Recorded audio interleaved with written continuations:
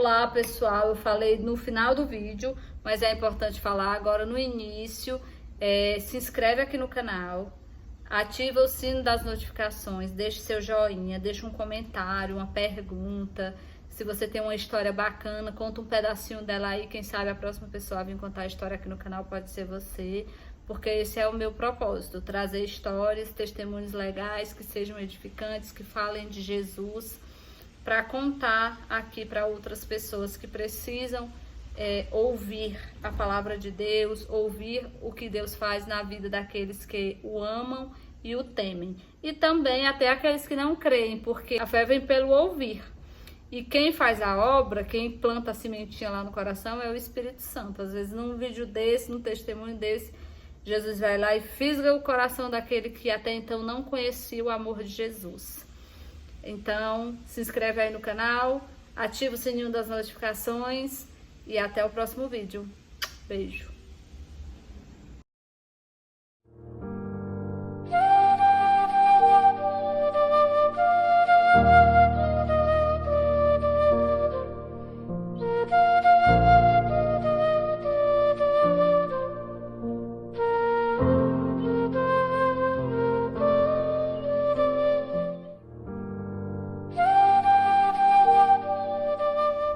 Olá!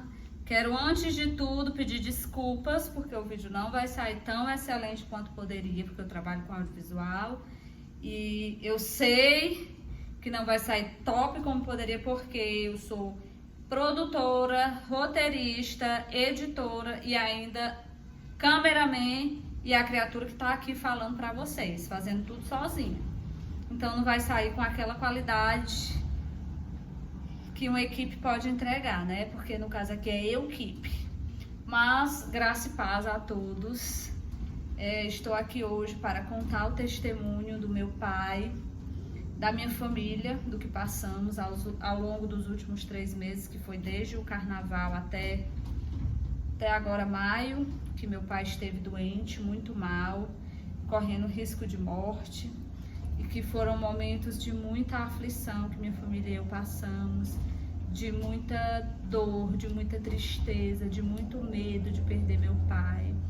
E eu, sendo uma mulher que conhece a Cristo, que caminho com Jesus já há 9 anos, embora teve momentos dessa caminhada em que eu estive caminhando pelos 2 caminhos, mas eu nunca me afastei de Cristo. E de um tempo para cá eu tomei a decisão, Jesus me conduziu a abrir mão de fato da velha criatura e servir a Deus em espírito e em verdade. E quando aconteceu tudo isso com meu pai, eu já estava vivendo este processo de estar realmente longe das coisas do mundo, servindo a Deus em espírito e em verdade, que foi a melhor decisão que eu tomei na minha vida. Porque quando eu estive fazendo as coisas do mundo, eu só quebrei a cara, sabe? O pecado, ele traz muitas dores, ele traz muitas consequências. E Deus nos perdoa e nos lava do pecado. Mas nós somos humanos e Ele deixa feridas. E feridas que, por mais que você sare, mas lá no fundo, em algum momento, você resgata alguma coisa daquelas situações que você viveu. Eu estou falando isso por mim. Mas vamos continuar. A história hoje não é sobre mim, depois eu conto sobre mim. É sobre o que passamos com o meu pai. Vou começar lendo aqui um versículo bíblico. Êxodo 20, capítulo 20, versículo 12.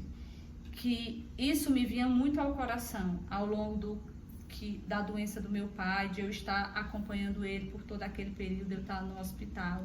Houve épocas de eu ficar 10 dias seguidos com ele no hospital. Só sem trocar, sem ninguém para trocar comigo lá no hospital. E vocês sabem como é dureza estar dentro de hospital, né? Mas o que me vinha muito ao coração, esse versículo. Honra a teu pai e a tua mãe, para que se prolongue os teus dias na terra que o Senhor teu Deus te dá. Para cumprir mandamento, sabe? Para cumprir o mandamento de Deus que diz que a gente tem que honrar pai e mãe. E honrar pai e mãe não é só ser um filho bom no sentido de não ser linguarudo, de responder, no sentido de ser presente, mas é no sentido de na hora que o pai e a mãe precisa, que adoece, a obrigação é nossa, dos filhos. Eu me enxergo como uma pessoa que tem a obrigação, junto com os meus irmãos, de cuidarmos do nosso pai. Isso é honrar pai e mãe. Não é apenas eu não fazer vergonha ao meu pai, é também honrá-lo, estar junto dele no momento que ele tanto precisou. E outra passagem que eu também vai muito de encontro a esse momento que estamos vivendo agora, e vai de encontro também à mensagem que eu quero deixar com esse vídeo. É a primeira carta aos Coríntios, no capítulo 1, do 18 ao 31. Serei breve na leitura. Porque a palavra da cruz é loucura para os que perecem, mas para nós que somos salvos é o poder de Deus, porque está escrito: destruirei a sabedoria dos sábios e aniquilarei a inteligência dos inteligentes. Onde está o sábio? Onde está o escriba? Onde está o inquiridor deste século? Porventura não tornou Deus louca a sabedoria deste mundo? Visto como na sabedoria de Deus, o mundo não conheceu a Deus pela sua sabedoria. Aprove a Deus salvar os crentes pela loucura da pregação, porque os judeus pedem sinal e os gregos buscam sabedoria, mas nós pregamos a Cristo crucificado, que é escândalo para os judeus e loucura para os gregos. Mas para os que são chamados, tanto judeus como gregos, lhes pregamos a Cristo, poder de Deus e sabedoria de Deus, porque a loucura de Deus é mais sábia do que os homens, e a fraqueza de Deus é mais forte do que os homens. Porque, vede, irmãos, a vossa vocação, que não são muitos os sábios segundo a carne, nem muitos os poderosos, nem muitos os nobres que são chamados, mas Deus escolheu as coisas loucas deste mundo para confundir as sábias. E Deus escolheu as coisas fracas deste mundo para confundir as fortes. E Deus escolheu as coisas vis deste mundo e as desprezíveis e as que não são, para aniquilar as que são, para que nenhuma carne se glorie perante ele, mas que vós sois dele, em Jesus Cristo, o qual para nós foi feito por Deus sabedoria e justiça e santificação e redenção, para que, como está escrito, aquele que se glorie-se no Senhor. Eu vejo esse texto de Coríntios como algo sobrenatural, sabe? E de fato, Deus confunde as coisas do mundo. É do improvável que vem o provável, porque as coisas de Deus são diferentes das coisas da terra. E em muitos momentos eu tinha lá no hospital esta visão, assim, porque eu entrava dentro da UTI onde meu pai estava, completamente ligado em máquinas. Ele estava entubado, ele estava cheio daqueles eletrodos que colocam aqui no peito do paciente quando ele está na UTI. Ele estava fazendo hemodiálise porque o rim dele chegou a parar. E eu olhava e eu não via o improvável ali. Eu via que Deus estava presente. Eu orava ao Senhor e cria que Jesus podia mudar aquilo. Até porque, como eu já falei no vídeo que eu postei lá no Instagram, o que o meu pai viveu para a igreja não se configura como um milagre, porque milagre é quando a medicina diz que não e Deus vai e faz. E em nenhum momento a medicina disse que não havia possibilidade. Disse que meu pai estava gravíssimo, que havia risco de morte, mas que ele poderia também ter uma boa resposta e acabar voltando após a intubação e todas as complicações que ele passou durante o período de internação. Eu como cristã, enxergo isso como um milagre, porque tantas outras pessoas mais jovens do que o meu pai não suportaram passar por o que o meu pai passou, e Jesus levou quando passaram por situações semelhantes. Então eu enxergo isso como um milagre. E todos os dias, a partir do momento que nós trouxemos o meu pai para cá, que ele estava doente lá no interior, eu fui para o interior para passar o carnaval. Há 10 anos eu não passava carnaval lá, para passar o feriado de carnaval na minha casa. E o Espírito Santo me avisava que alguma coisa ruim ia acontecer, sabe? Eu fiquei assim, melancólica, e eu achava que eu estava daquele jeito, porque era o primeiro carnaval que eu passava lá após a morte da minha mãe. Minha mãe faleceu, vai fazer 10 anos agora em agosto. Mas depois que ela havia falecido, eu nunca tinha passado carnaval lá. E eu fiquei com aquele medo dentro de mim, aquela sensação que alguma coisa ruim ia acontecer. E o meu pai estava doente, eu vendo que ele estava piorando.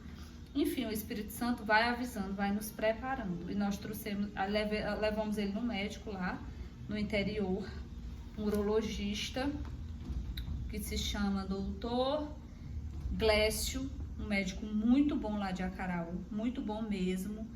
Ele não é da cidade, mas ele mora lá, atende lá, um excelente médico, e foi ele que me alertou assim: olhe, leve seu pai para Fortaleza. Se você tem amor pelo seu pai, leve o seu pai para Fortaleza. O que o seu pai tem é grave, seu pai está com a saturação baixa. Ele examinou meu pai, seu pai está com água no corpo, provavelmente o rim dele está parando, meu pai é transplantado renal. Então leve ele para Fortaleza. Ele estava com infecção na vesícula, isso havia já sido diagnosticado lá. Ele fez um exame, foi visto que ele está com pedra na vesícula, ele estava infeccionado e precisaria tomar antibiótico para combater essa infecção. Mas aquele médico usado pelo Senhor Jesus disse para mim: não interne ele aqui. O que o seu pai tem é grave, ele precisa ir para um hospital que tenha capacidade, onde ele possa fazer outros exames, onde ele possa ser mais bem acolhido, porque o que ele tem não é só isso. Ele precisa de atendimento e em um bom hospital. Leve ele para o HGF, porque o meu pai, por ser transplantado, já trata aqui no HGF em Fortaleza. E eu e meu irmão trouxemos o meu pai, nós saímos lá de Acaraú, encerramos essa consulta acho que umas 6 horas da noite, e eu já fui falando com meu irmão pelo WhatsApp, dizendo que a gente precisava trazer ele. Nós saímos de Acaraú acho que por volta de 6h30 da noite. Eu sei que da viagem de Acaraú, que é 280 quilômetros aqui de Fortaleza, até da minha casa lá em Acaraú, até chegar no HGF aqui no Papicu, meu irmão tirou em 2h30. Ou seja, nós vínhamos muito rápido. E eu orando dentro do carro, orando para que Deus nos protegesse, porque a gente vinha em alta velocidade, orando para que o hospital recebesse meu pai, porque eu sei que não é fácil internação lá no HGF. E eu não tinha nem muita dimensão do quão grave era. Eu não sou da área da saúde, então eu não entendi. Eu sabia que ele estava grave porque o médico tinha falado, mas eu tinha medo que ainda assim o hospital não o recebesse. E nós trouxemos ele foi internado já. Quando ele chegou, que foi para o acolhimento lá da internação, o médico já falou que ele estava com a saturação baixa, meu pai é hipertenso, a pressão dele estava alta, o médico já falou, ele vai ficar na sala crítica. E veio o maqueiro e levou ele para essa sala crítica que fica na emergência ali do HGF. E eu fui encaminhada para assistência social, lá a assistente social pegou os meus dados e falou que eu só passava lá na sala crítica para pegar a roupa do meu pai, porque naquele setor que ele estava não ficava acompanhante. E eu peguei as coisas dele e quando eu passei, que ela abriu a porta assim que eu não podia entrar, eu já vi meu pai de fralda e aquilo já me deixou apavorada. E porque ele chegou lá vestido e tudo, a gente via que ele estava assim meio inconsciente, ele não estava 100% em si. A médica veio falar comigo depois que ele já estava lá dentro, me perguntou o que era que tinha acontecido, eu levei o exame que eu tinha em mãos, que mostrava essa situação dele da vesícula, o encaminhamento que esse bendito desse doutor Glécio deu, explicando previamente qual era a situação dele, e ele ficou lá. Vim pra casa, meu irmão tava aqui, porque tinha trazido a gente, aí meu irmão queria ir embora no outro dia de manhã, eu disse não. Nesse setor que ele tava, não tinha direito à visita. eu tinha que ir no outro dia, 4 horas da tarde, e a gente recebia do médico um boletim falando sobre qual era o quadro do paciente. E eu não dormi, eu não preguei o olho essa noite. Não preguei o olho. Porque os meus dados ficaram lá. E eu confesso que eu tive medo que o hospital ligasse para mim, dizendo que tinha acontecido algo pior com meu pai. Passei a noite inteira em claro. No dia seguinte, o hospital me liga. Aí eu vi que era um telefone fixo, eu já paralisei. Mas atendi a ligação, era para dizer que meu pai tinha mudado de setor, estava na estabilização, lá ele poderia receber visita. Aí eu falei pro meu irmão, vamos ter notícias dele agora à tarde, depois tu vai embora. E assim foi feito, eu fui, entrei, minhas pernas tremiam, a gente fica com medo de encontrar, do que vai ouvir do médico. Entrei e fui lá ter notícias do meu pai. Quando eu cheguei lá, ele estava... Na sala que eu entrei, essa estabilização, assim como a sala crítica, é uma UTI adaptada, porque o volume de pacientes é tão grande ali naquele hospital, que eles adaptam essas áreas para não deixar as pessoas sem atendimento. Todos aqueles pacientes são casos de UTI, só que até surgir a vaga, eles ficam ali, ligados nas máquinas, em um atendimento de UTI adaptado. E eu cheguei, ele estava no oxigênio, aí o médico veio até mim, me explicou que ele estava no oxigênio porque a saturação dele estava baixa e apesar dele não estar cansando para respirar, por segurança ele precisava ficar com oxigênio. E ele estava falando, inclusive estava revoltado, porque meu pai detesta hospital, dizendo por que a gente levou ele para aquele hospital, que deveria ter levado ele pelo menos para Sobral, que era mais perto, que ele estava com fome, ele estava com dieta zero, que ele tinha que fazer exame. Ele estava com fome, enfim, foi aquela ladainha, né? E que não queria aquela máscara de oxigênio. Aí o pai, mas é necessário. Terminou a visita, eu saí e falei com meu irmão, ele tá bem, ele sentou na maca, ele falou, ele tá bem.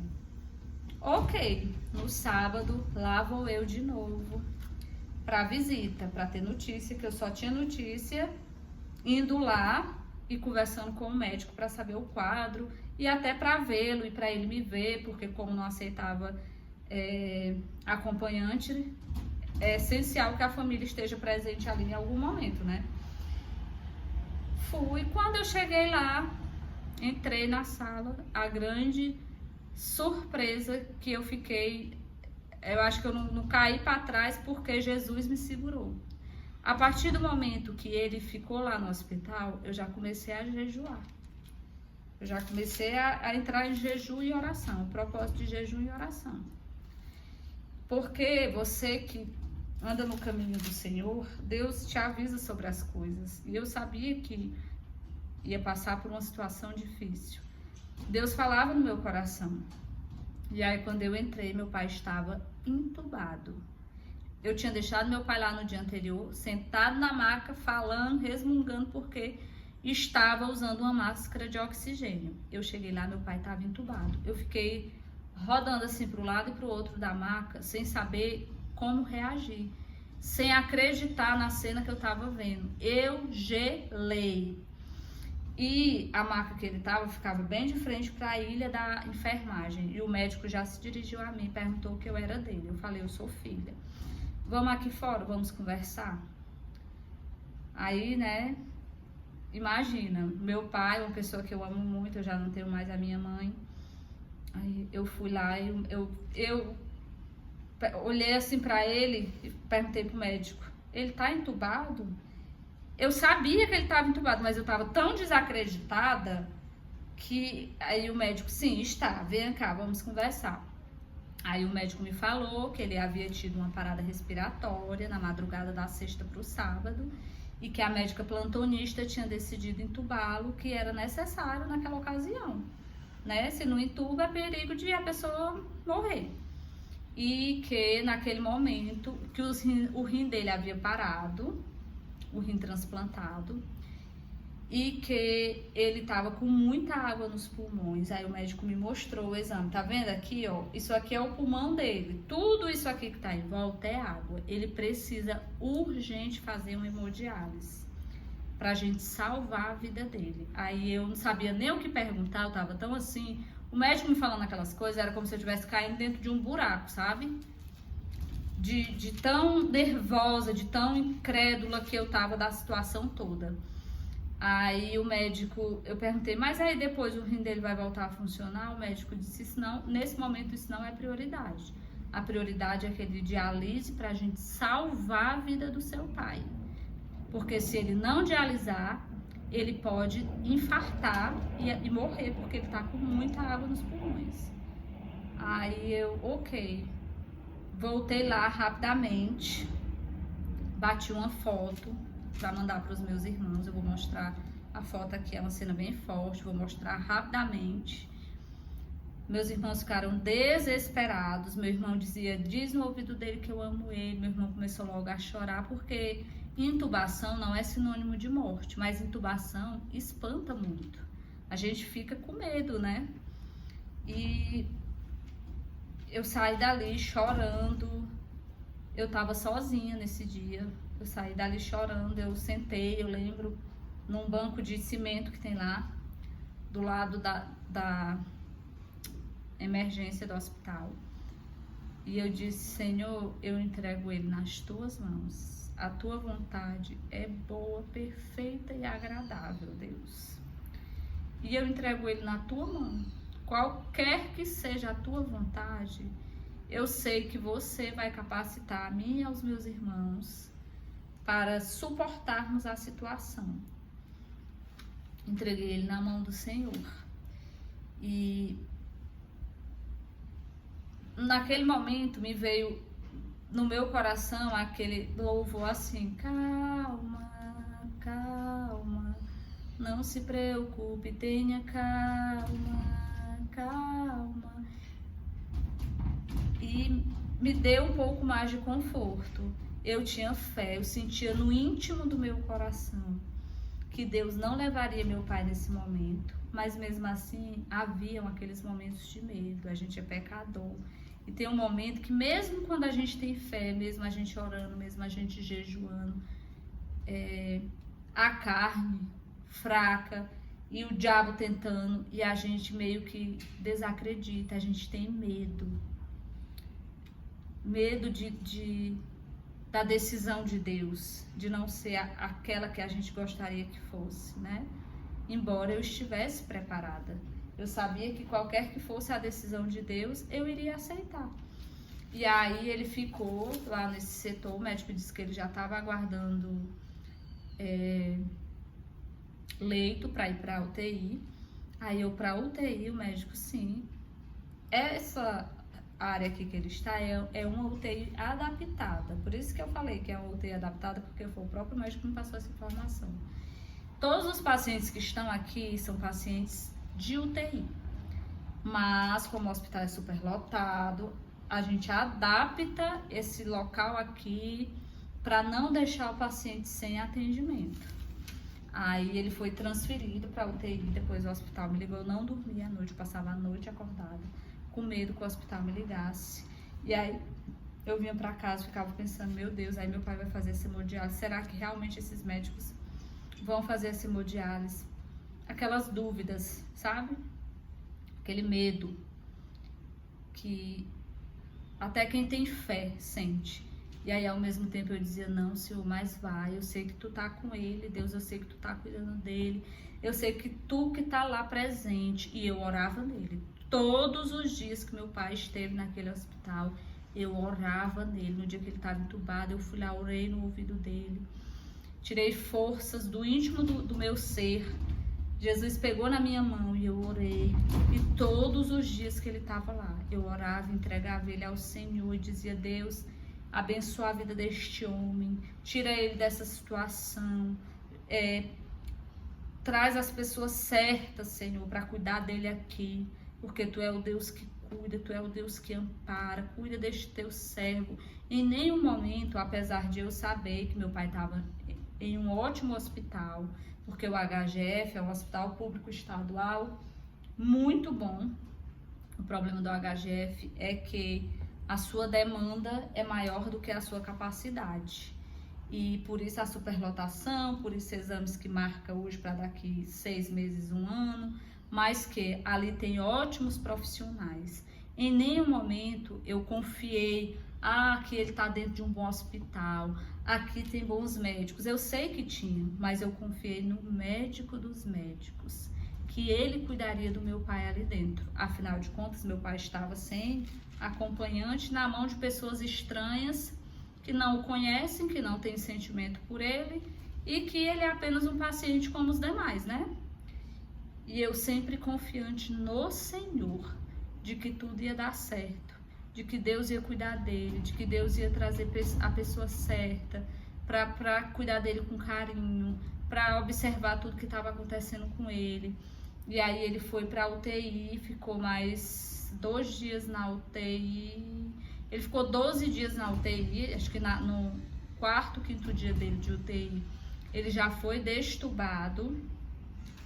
E os médicos são claros, né? Fala que já começou, ele já não estava mais precisando da ventilação mecânica. O ventilador, ele estava entubado, mas o ventilador não estava mais ligado, ele já estava respirando por conta própria, porque ele esteve muito, muito mal, assim, a pressão dele não sustentar. Ele tomava remédio para manter a pressão. Meu pai é hipertenso, mas ele estava tomando remédio para manter a pressão, porque se ele não tomasse, a pressão caía e ele morria, né? E respirando com o aparelho. Aí a pressão estabilizou, ficou alta, que é o padrão. Ele precisa de remédio para controlar. E não estava mais precisando da ventilação mecânica para respirar. Ele estava ainda entubado, mas por questão mais de segurança, eles estavam tirando a sedação. E mesmo eles tirando, ele estava muito sonolento. Aí a médica me explicou que por questão de segurança, até ele estar bem acordado, podia regredir o caso, eles deixavam ainda um pouco entubado, para caso ele tivesse convulsão, algo do tipo, a língua enrolar, o tubo ajudava a segurar a língua. Que ele teve convulsão no hospital. Meu pai nunca tinha tido episódio de convulsão.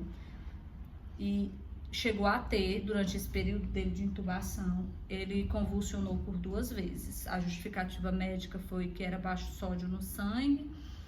Enfim, aí quando eu ia lá visitar meu pai, eu vi o meu pai todo ligado em máquinas, sabe? Meu pai entubado, de olhos fechados, todo cheio daqueles eletrodos que eles ligam aqui no corpo do paciente, com acesso central aqui para tomar soro, medicação, uma máquina de hemodiálise do lado dele fazendo hemodiálise, mas eu não vi aquilo. Hoje, quando eu lembro, eu sei que a cena era de desistir, mas eu não vi aquilo. Eu sempre criei, Jesus sempre botou no meu coração: isso não é nada, vai passar, isso vai passar. E dia após dia as coisas foram melhorando. Os médicos não enganam, os médicos são muito claros. E o médico, quando foi foi destubá-lo, começou o processo para destubá-lo, que é já tirar a sedação. E aí o médico falou: a gente vai tirar a sedação e ele pode voltar e pode não voltar. Tem paciente que não volta mais. E eu, não, mas ele vai voltar. Ele vai voltar porque eu sei, eu creio no Deus que eu sirvo. E eu orava nele todos os dias que eu ia naquele hospital. Inclusive teve uma vez que tinha um paciente do lado dele, lá na UTI, que estava acordado e que pediu para eu orar nele também. Ele ainda estava entubado, ele não conseguia falar, mas ele gesticulou, eu entendi. E eu orei nele também. E aí todas as vezes que eu ia visitar meu pai, eu também orava nele, quando ele estava acordado ou quando ele estava dormindo. E aí meu pai foi destubado, logo que ele foi destubado, ele já acordou, ele ficou sonolento, mas ele acordou, ele me conheceu, aí meu irmão veio, visitou, ele conheceu meu irmão, ele conheceu minha irmã, ele ficou bem e saiu do perigo, né, do perigo maior, Durante tudo isso, aí foi descoberto que ele estava com a pneumonia. Foi falado para mim em um momento que meu pai estava com a sepsis, porque ele estava com essa pedra na vesícula, com a inflamação na vesícula por conta da pedra. Ele estava com o intestino dilatado, porque o intestino dele estava muito infeccionado. Ele estava com a pneumonia gravíssima, ou seja, a situação dele era bem crítica, né? O rim dele parou de funcionar, ele começou a fazer hemodiálise. E eu, em oração, eu creio no Senhor, que a obra que o Senhor vai fazer é completa e que o meu pai não vai sair daqui fazendo hemodiálise, porque meu pai é transplantado, ele já fez hemodiálise por quase um ano antes do transplante. Eu creio que ele não vai sair daqui fazendo hemodiálise. Daí um dia eu cheguei lá na UTI, o médico da UTI falou: ó, seu pai tá urinando, o rim dele voltou a funcionar.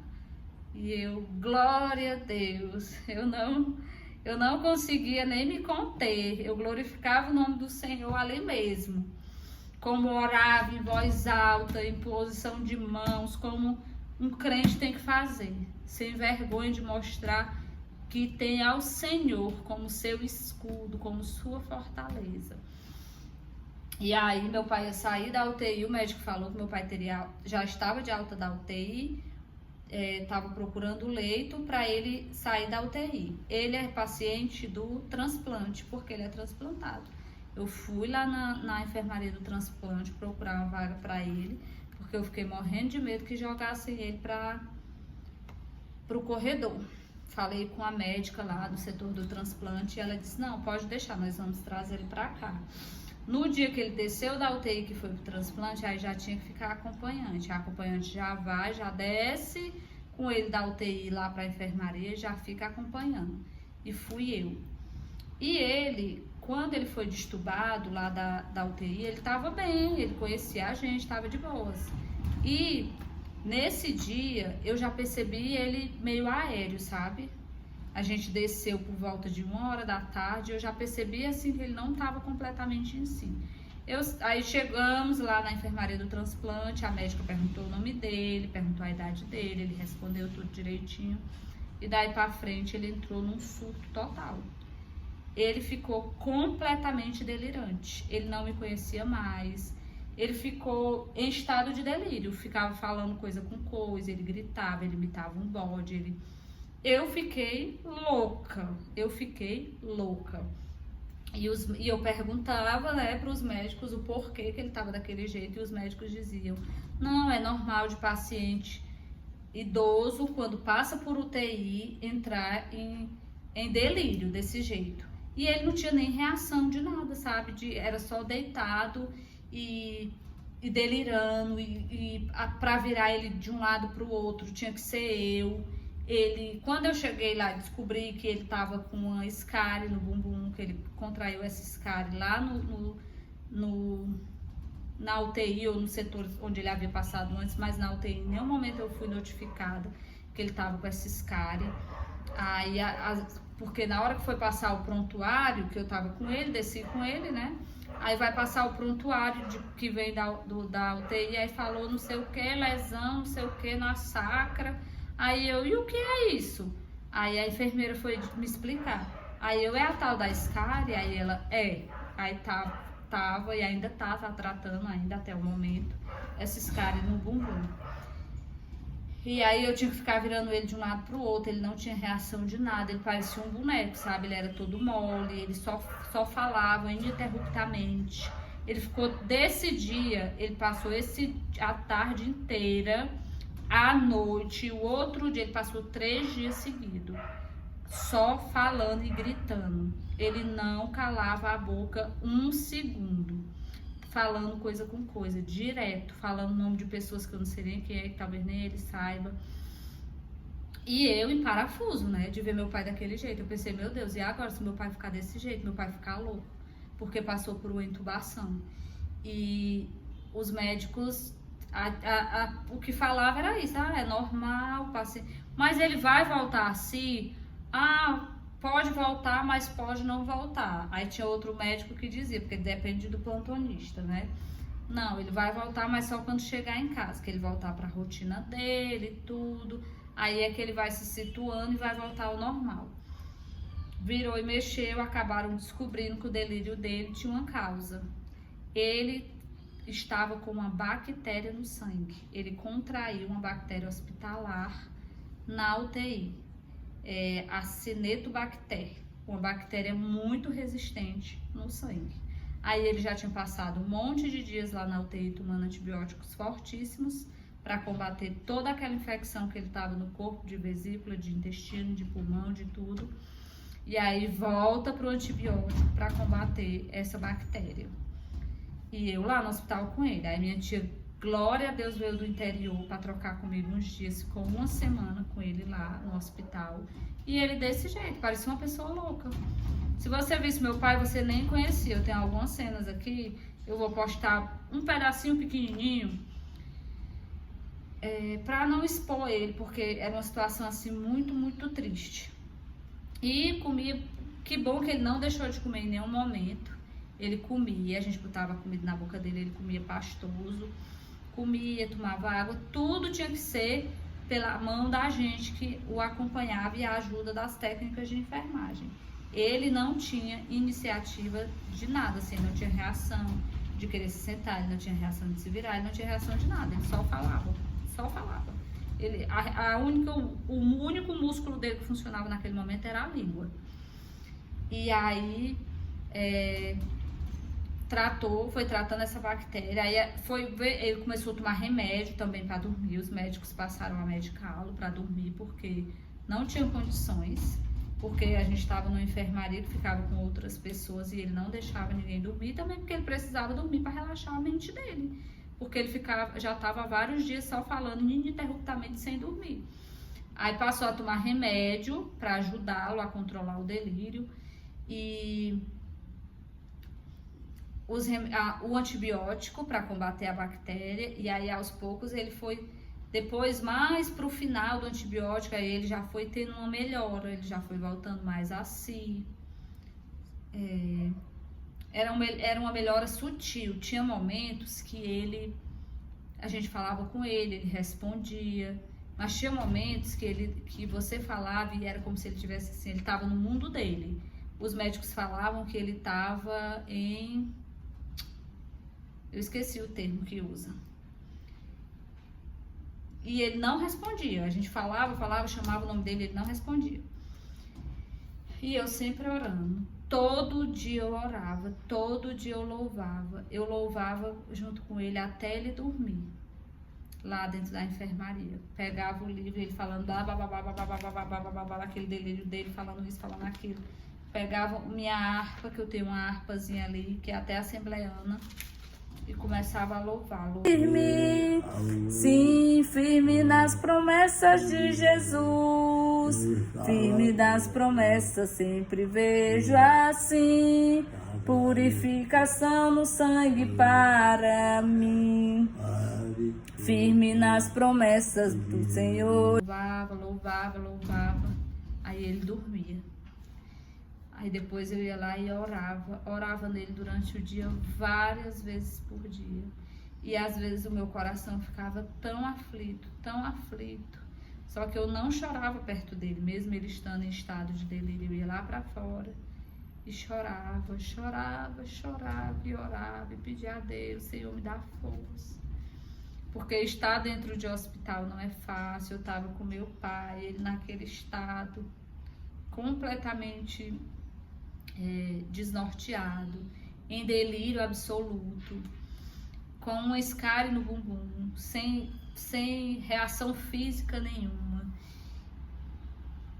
Foram momentos assim de muita luta, sabe? De muita luta espiritual. E eu jejuando, e eu ali dentro eu jejuando, e eu orando, e acontecendo às vezes pequenas discussões familiares que acontecem, mas eu ali, orando a Deus e pedindo a Deus paciência e pedindo a Deus força, porque em muitos momentos eu achava que eu não ia suportar passar por aquilo com meu pai, porque era muito dolorido para mim. Fora que em ambiente hospitalar a gente vê muita coisa. né? Nós estávamos na enfermaria do transplante, onde haviam pacientes transplantados, e tinha de tudo, assim, a maioria das pessoas que estavam lá eram com infecção, mas tinha de tudo, tinha gente amputada. E eu sofria de ver a situação das pessoas, sabe? Eu sofro de ver essas situações, isso me abala. Quando a gente tinha que fazer exame, que saía pelos corredores do hospital, meu pai em cima de uma maca para ir lá para tomografia ou para ultrassom ou o que quer que fosse, você passa nos corredores do hospital e vê muita coisa feia, muita gente doente. Eu vi criança doente de estar deformado, sabe? E aquilo me abalava demais. Além do que eu estava passando com meu pai, eu ver a situação daquelas outras pessoas. Aí de noite eu ficava só pensando, sabe? Meu Deus, e aquela criança? Orava pelas pessoas, porque eu não sou alheia a isso. Eu, de fato, me comovo de ver as pessoas doentes. Quando a gente está dentro de um hospital, a gente vê assim, parece que tudo tá tão bem, as pessoas estão vivendo um mundo tão maravilhoso, quando tá com saúde, quando tá bem, e paralelo à vida normal que você tá vivendo, tem um hospital cheio de pessoas vivendo momentos de muita dor, de muita tristeza, de luto, de luta, enfim. E aí, depois que meu pai já tinha tomado esse antibiótico, já estava bem, já estava mais ciente, né, naquela voltando ao normal, eu via que ele ia ficar bem, ele não estava 100% ainda, mas já estava, em momentos ele estava bem normal, bem consciente. Aí ele pegou uma infecção urinária, porque ele ficou sondado por um tempo e devido à sonda ele teve infecção urinária. Aí ficou internado mais, acho que 14 dias. Eu sei que no total, meu pai ficou 54 dias internado naquele hospital. Daí a minha tia veio durante esses 54 dias. Ficou 7 dias com ele. Aí depois a minha irmã veio 2 vezes. Das 2 vezes que ela veio, ela ficou 4 dias com meu pai, cada vez. E o restante dos dias era eu que ficava lá com ele. E quem aguentou mais lá dentro do hospital fui eu, né? E o que é pior, quando elas estavam aqui, eu era apoio para elas. Eu ia visitar, eu levava fruta, eu levava roupa lavada.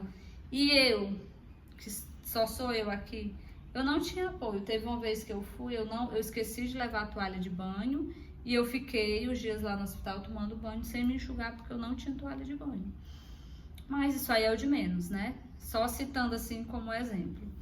E aí a gente teve alta depois de 54 dias e ele ainda não estava andando, embora ele fizesse fisioterapia. Inclusive eu quero agradecer aqui, aproveitar o momento, fazer um agradecimento a algumas pessoas, agradecer a minha tia Nuna, que foi essa minha tia que veio e ficou 7 dias com meu pai, que sempre esteve do meu lado. Não apenas veio e ficou com meu pai 7 dias no hospital, como depois ele voltou para o interior, depois que ele já tinha tido alta, aí ele teve erisipélia, voltou para o hospital, ela ficou com ele durante esse período, ele ficou 6 dias hospitalizado, ela ficou com ele. Por amor a mim, por preocupação comigo, ela ficou com ele lá no hospital, depois saiu, ficou mais uma semana com ele aqui em casa, me ajudando. A Maiara, minha prima, que veio, ficou uma semana conosco aqui em casa, quando ele estava de alta, antes dele viajar para o interior a primeira vez. Agradecer aos meus irmãos, agradecer às minhas primas, a Fabiana, a Roberta, a Juária, que quando eu soube que meu pai estava entubado, eu não consegui nem ficar em casa, tão desnorteada que eu estava, e aí eu fiquei lá na casa delas uns dias, acho que uma semana. Agradecê-las pelo acolhimento, pelo amor, pelo cuidado comigo. Agradecer a equipe do HGF, em especial a equipe de transplante, pessoal lá do TX. São nota 1000, é um hospital público, mas com profissionais muito bons. As enfermeiras, os médicos, os técnicos que tratam a gente com muito carinho, com muito respeito, explicam a situação. As meninas que distribuem a comida, sempre muito carinhosas, muito atenciosas. E isso é tão importante quando você está ali inserido no lugar daquele. Como eu vi pessoas que já estavam lá há mais de um mês, sem ter outra pessoa para trocar como acompanhante. E se você não tem o acolhimento, pelo menos daqueles funcionários que estão ali, de lhe tratar com cuidado, de lhe tratar com dignidade, eu acho que a pessoa surta. E nós fomos muito bem tratados ali dentro daquele hospital, meu pai e eu. Só tenho a agradecer, aquela equipe é maravilhosa. Todos os profissionais que nos trataram sempre com muito respeito, com muito carinho. O hospital tem fisioterapeuta, tem nutricionista. Meu pai era muito bem acompanhado. A psicóloga vinha falar comigo, porque via que eu ficava muitos dias lá. E vinha falar comigo, porque sabe o quanto é difícil para o acompanhante do doente estar ali, vivenciando aquela situação. Então ela vinha, conversava comigo, enfim. Agradecer a todas essas pessoas, a minha família e aquelas pessoas que foram alheias à situação que nós estávamos vivendo. Eu só oro, sabe, por essas pessoas, porque existe isso não apenas na minha família, existe em todas as famílias. De repente você está passando por uma situação difícil e não receber uma mensagem de e aí, você tá bem? Tá tudo bem? E a pessoa pode ter a desculpa de dizer assim: ah, mas é porque eu não quero me envolver. Ah, mas é porque eu não quero ser discreto. Quando você está passando por um problema de saúde grave e alguém vem te perguntar, quem está vindo te perguntar não é indiscreto. É mostrar preocupação. Eu sei que tem famílias que preferem manter-se isolados, não gostam de dar notícia. Eu respeito, mas é obrigação nossa como ser humano de perguntar, de saber, de dar apoio. E aí, se a família decide não responder, você subentende que é porque não quer falar, que é porque é um momento íntimo, que decidiram que fosse só ali entre o núcleo familiar mais próximo. Mas o perguntar, o estar junto é obrigação de todos nós, sabe? Doença a gente não escolhe, a gente não define se vai passar ou se não vai passar, isso é definido por Deus. Mas é tão bom quando a gente tem empatia pelo próximo e uma palavra de apoio, um como você tá, é tão importante nesse momento quando a gente está passando por uma fase de estar hospitalizado com seu pai, com sua mãe, com um parente seu, com seu filho, com quem quer que seja. Vamos mostrar apoio pelo próximo, vamos mostrar amor pelo próximo, sabe? Então eu só oro pelas pessoas que não tiveram essa empatia e deixo aqui o meu muito obrigada àqueles que me apoiaram, que estiveram junto. Agradeço aos meus amigos que mandaram mensagem para mim. E quando, por exemplo, eu estou passando por essa situação, a obrigação não é minha de estar mandando mensagem para os parentes e dizendo como é que está o meu pai.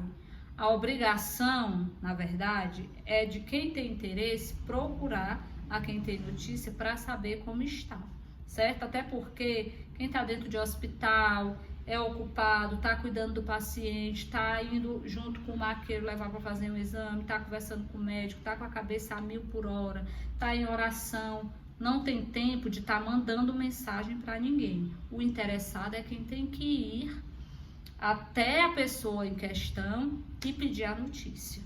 Eu penso que seja dessa forma. Agradecer também a Sandrinha, minha prima, que sempre esteve comigo, todo dia a gente se falava.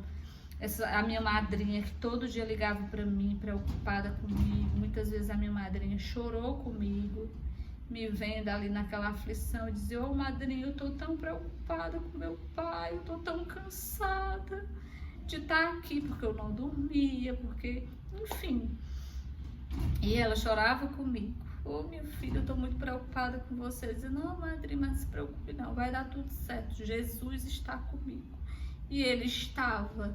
E aí a gente foi para o isolamento em um momento, depois que foi descoberta essa bactéria do meu pai, porque ele estava dentro do quarto junto com outras pessoas transplantadas. Os transplantados têm imunidade mais baixa, porque são imunossuprimidos. E nós fomos pro isolamento. Ficou só eu e ele nesse quarto. E tinha um vidro assim, sabe? Eu olhava daquele vidro pro céu e orava e dizia: ai, Deus, me dá força. Muda o quadro, Jesus. Tinha dias que eu tava tão desesperada que eu só me ajoelhava e chorava. Não saía uma palavra da minha boca. Eu não conseguia falar uma palavra. Eu só ajoelhava e chorava ininterruptamente. Eu não conseguia conter as minhas lágrimas.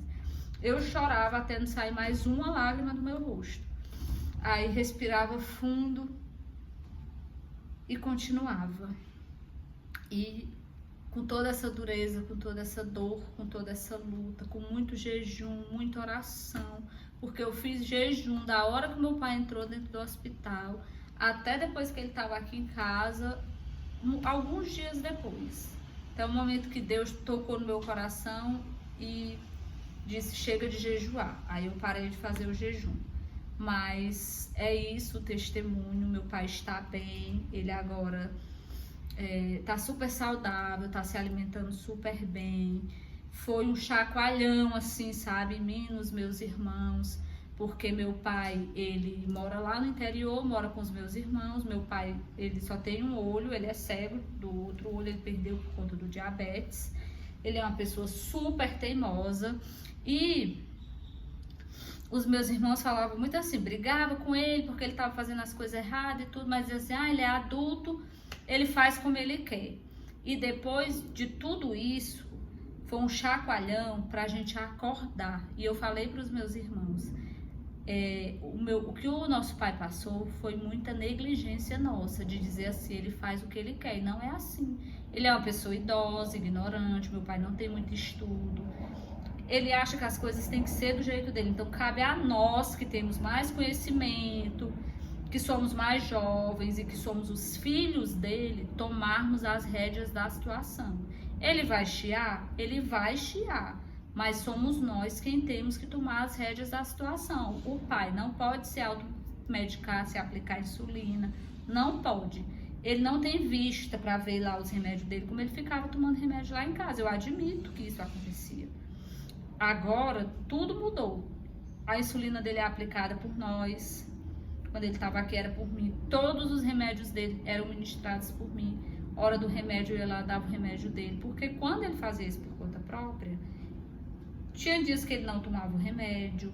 Ele tomava os remédios nas horas erradas. Na hora que dava na telha ele tomava, quando tomava. E quem é idoso tem que ter acompanhamento do filho, de assistir se o medicamento está sendo tomado, se está sendo tomado na hora certa, tudo direitinho. E agora tá assim, tanto que mudou. Meu pai agora tem, graças a Deus, saúde, se alimenta bem, porque até ele adoecer, de ficar internado assim, ele passava por umas crises de estômago, até acho que as crises de vesícula, que nós não sabíamos que ele estava com a pedra na vesícula, que ele não se alimentava bem. Meu pai comia, a comida fazia mal a ele, depois lá ia ele vomitar, lá ia ele tomar remédio pra soltar, vivia tomando lactopurga, tinha vomitado horrores, não tinha mais nada no estômago e ficava se sentindo estufado. Aí ia tomar lactopurga. Eu acredito que já fosse a crise da vesícula, que ele estava com a pedra, né? Era quando ele tinha, quando a pedra infecciona, eu acho que aí dá esse tipo de reação. E nós não sabíamos. E agora ele tá super bem, graças a Deus. Ele tá fazendo reabilitação para voltar a andar só. Ele se levanta, ele anda com ajuda, apoiado na gente, mas ele ainda não tá andando solto, sozinho, porque foi muito tempo acamado. Foi muito tempo de internação. E tá fazendo fisioterapia também pulmonar. No começo, logo que ele saiu do hospital, ele sentia bastante falta de ar, que o médico explicou que era normal, é porque ele teve uma infecção muito grave no pulmão e que era normal ele sentir essa falta de ar, que ele com a fisioterapia ia reabilitando, e isso já tá acontecendo, ele já tá bem melhor disso. Aí ele tá com a ferida ainda no bumbum, mas tá cada vez melhor. Tem uma profissional daqui que a acompanha.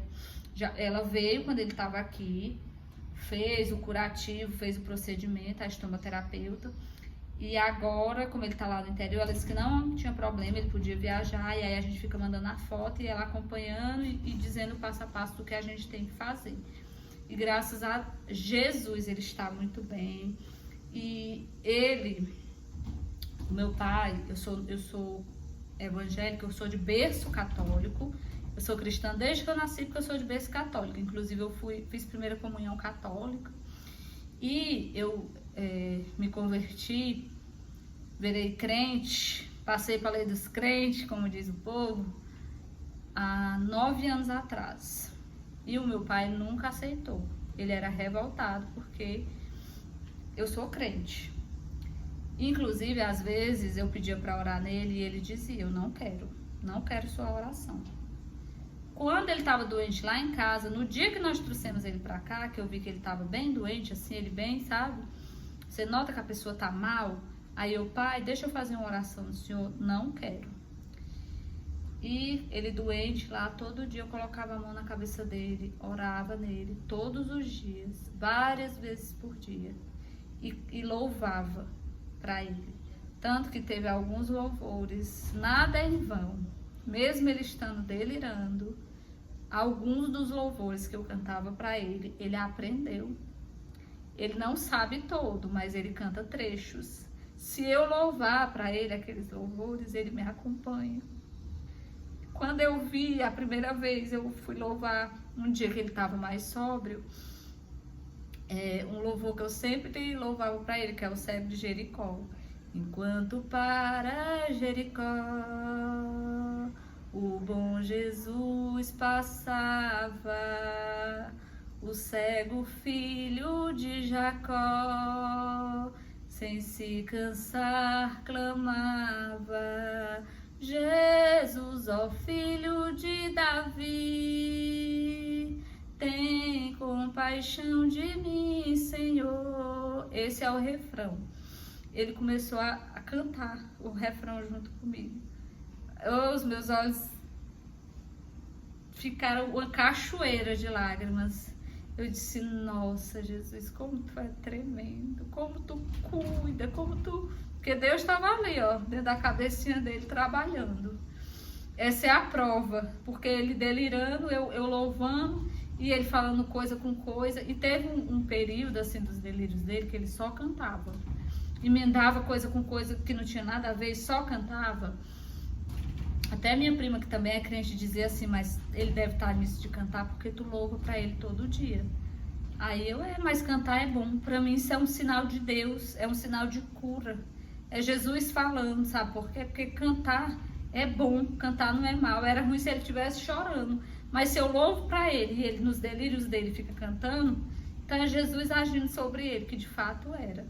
E até hoje, assim, às vezes, quando ele estava aqui em casa, e eu estava cozinhando aqui na minha cozinha, que fica aqui do lado da sala, ele sentado aqui no meu sofá assistindo, e de vez em quando ele ficava cantando alguns trechos dos louvores que eu louvava para ele. E eu ficava ali assim, eita Deus, como tu é. E ele pede, hoje em dia, ele pede para eu orar nele. Minha filha, faça aqui uma oração em mim. E ele disse que durante o delírio dele, sempre Jesus estava do lado dele. Era como se ele estivesse dentro de um barco que estava afundando, dentro de um navio, mas que Jesus sempre estava do lado dele. Por que Jesus sempre estava do lado dele? Porque eu sempre estava orando por ele, intercedendo por ele. E não apenas eu. Igrejas estavam intercedendo por ele, como as igrejas lá do interior, do Curral Velho, lá onde ele mora, que eu entrei em contato com os irmãos, eu pedi intercessão à minha igreja aqui em Fortaleza, as pessoas que eu conheço que são crentes. Então, a oração tem poder. E por isso que eu resolvi dar esse testemunho, para mostrar a ação de Deus na vida da minha família durante esse período. e para mostrar o quão precioso é o orar. O orar, mesmo que seja igual eu fiz por muitas vezes, que eu só me ajoelhava e chorava, porque eu estava tão triste e tão aflita com o que eu estava passando com meu pai dentro do hospital e até cansada emocionalmente, que eu fiquei de 10 dias seguidos dentro do hospital sem vir em casa e sem dormir, enfim. E eu só me ajoelhava e chorava. E Deus entendia o que eu queria dizer. Então é isso. Se você está passando por um momento de dor, de aflição, não tenha medo. Às vezes eu dizia, Senhor, será que tu está me ouvindo? Depois, no mesmo tempo, eu já pedia perdão. Deus, como eu sou linguaruda, como eu sou ingrata, eu sei que tu tá me ouvindo. Eu cheguei até aqui graças a ti. Eu sei que o Senhor está me ouvindo. Então, não tenha dúvida, o Senhor te ouve, principalmente se você está numa vida reta com Deus. E quando a gente está em pecado, que a gente começa a orar, o diabo começa a acusar. Eu já passei por isso. E eu sei, agora nesses últimos tempos, quando eu estava orando, eu não passava porque ele não tinha do que me acusar. Pecador eu sou e peco todo dia. Mas eu já não estava mais vivendo uma vida dupla entre o mundo e a igreja. Então ele não me acusava mais de botar aquela dúvida na minha cabeça. Será que Jesus está ouvindo a minha oração? Ele não colocava mais essa dúvida na minha cabeça. Mas mesmo que você esteja em pecado, mesmo que você esteja no erro, Jesus te ouve.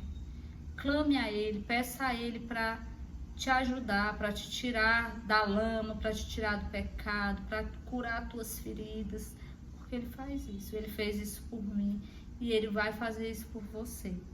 A vitória que eu tenho de toda essa situação não é apenas Ele ter deixado meu pai vivo, mas é o amor, o acolhimento de Deus comigo, de ter enviado pessoas para virem me ajudar, porque foi de Deus, sabe? De Deus que a minha tia veio, porque Deus viu que eu não suportava mais fisicamente.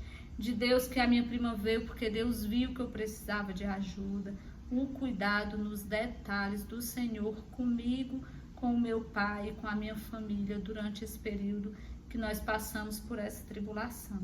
Agora, graças a Deus, as coisas estão bem.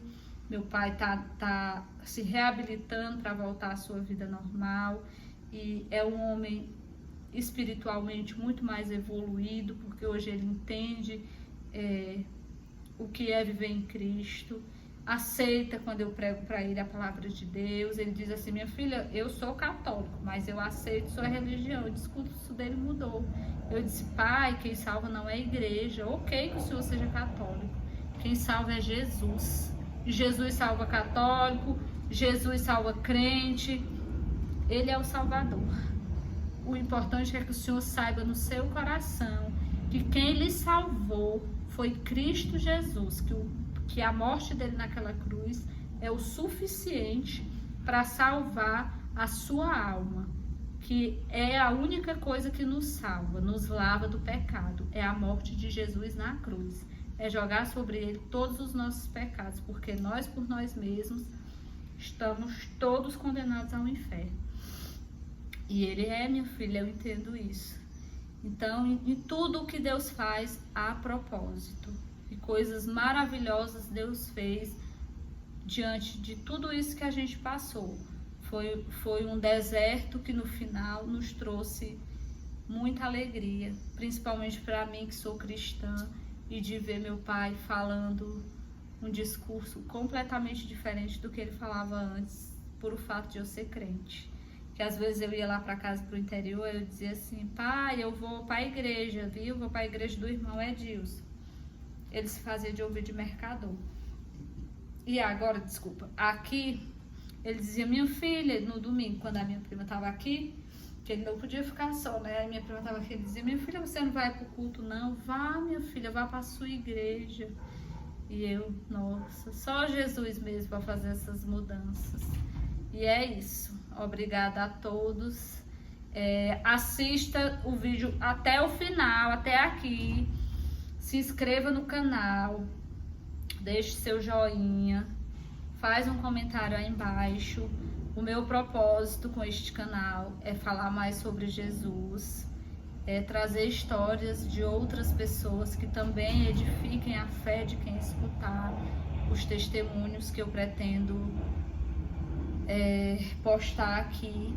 Então, contribui aí com a amiga, deixa seu like, se inscreva no canal e vai vir muito conteúdo bom falando sobre Jesus. Se você gosta de falar sobre fé, de ouvir sobre fé, de ouvir sobre Cristo, esteja presente aqui. Se você não gosta também, fica ouvindo porque o Espírito Santo vai fazer a obra, tá bom? Um beijo e que Jesus nos abençoe. Lembra quando estava por um fio pra desistir, e quando faltou isso aqui pra você cair, e mesmo assim você tentou mais uma vez. Era a mão de Deus, era a mão de Deus segurando a sua mão pra não cair. Você não veio até aqui pra desistir, então não tem por que chorar, volte a sorrir. Era a mão de Deus e vai ser sempre assim.